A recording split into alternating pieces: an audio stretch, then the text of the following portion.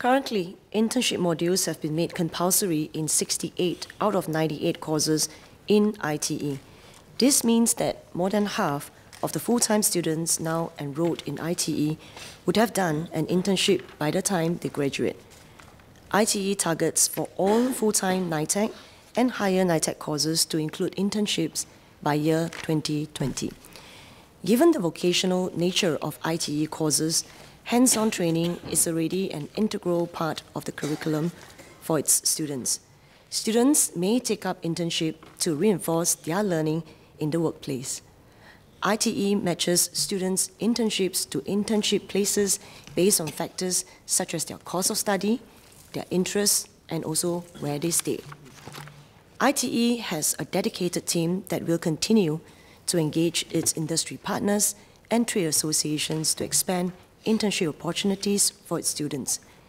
It will also raise the quality of internships and make it a meaningful experience for students by introducing structured mentorship, defining learning outcomes, and jointly conducting performance management with industry partners.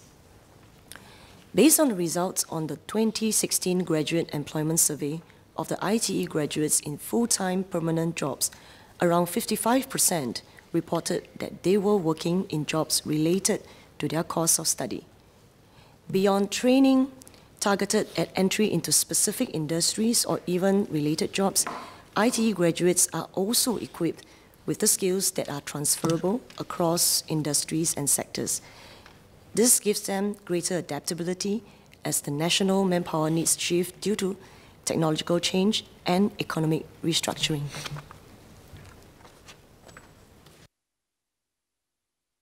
Mr. Saktiandi. Thanks, Mr. Speaker. I'd like to thank the SPS for the answer. I've got two supplementary questions, two quick ones. First is with regards to the internships data stats that you shared earlier.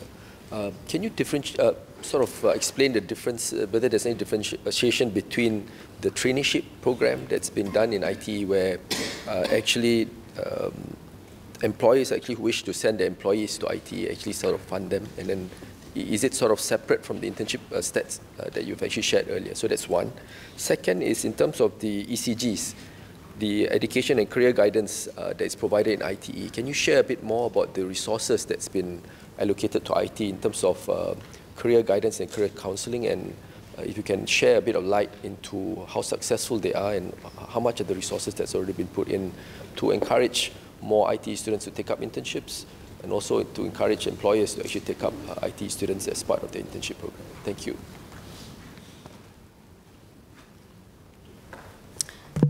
Mr. Speaker, I want to thank the member, Mr. Satyandi Supat, for his two supplementary questions.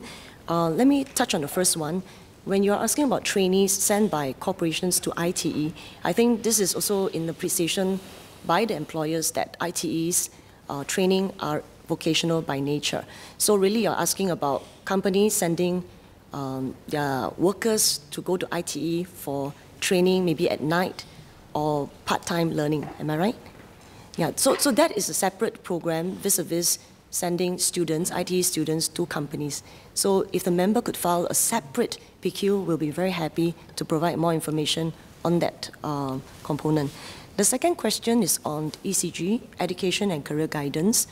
ECG was rolled out about 2 years ago, and by now, we have close to 100 education and career guidance counsellors in Polytechnic, in ITE, and also secondary school. Every ITE campus and every Polytechnic campus is assigned 6 ECG counsellors, and the remaining counsellors are assigned to secondary schools where 4 secondary schools will be looked after by 1 counsellor. And these counsellors are recruited based on key considerations like their experience in the sector, and many of them would have very rich experience in the industry.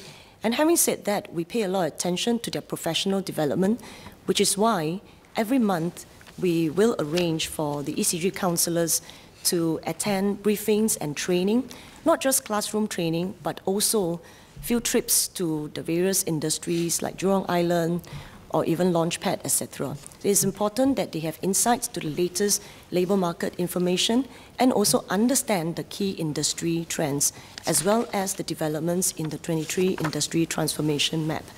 Now, in the school, the ECG counsellors, for example, ITE, will work very closely with the lecturers.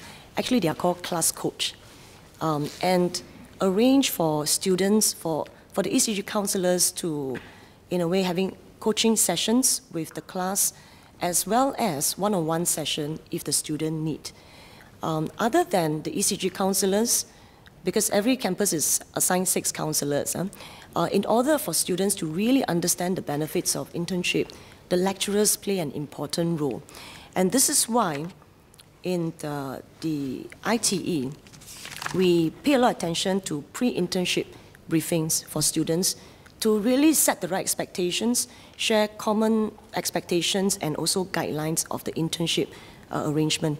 And even during the internship, ITE lecturers will pay regular visits to the students to make sure that the learning outcomes are fulfilled.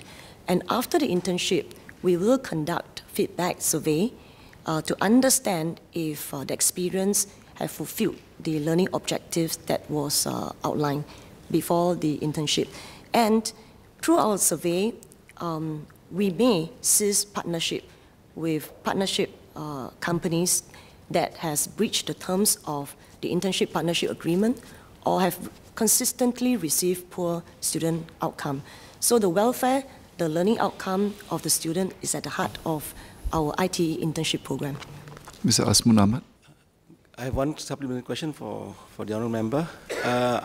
It's good to know that there are internship programs at ITE. It's good to know that there's also a target and objectives for the institution. But I'd like to know whether these targets has been deployed and bring it down to the lecturers. Are the lecturers also being measured whether they have done the internship program correctly on them? Can I have these answers? Thank you.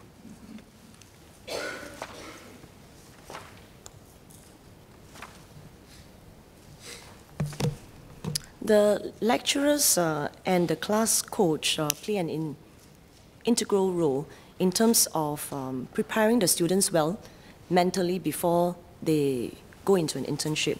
And this is why we conduct pre-internship briefings for students, so that the expectations on both the students and also the company's side are fairly aligned.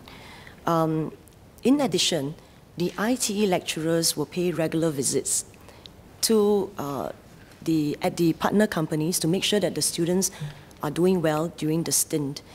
And after the internship stint, the ITE campus will conduct a post-internship survey where students can provide us feedback on how their internship stint has gone in terms of fulfilling the specified learning objective by the ITE campus, whether it's East, West, or Central, and also the class itself. And we will review all this feedback. And I want to assure the member that lecturers play a key role. But this is not the only thing that the lecturers are doing. They are also teaching the students the curriculum, etc. So if the member have a particular question about KPI on lecturers, he may wish to file a separate PQ, and we'll be very happy to provide more detailed information.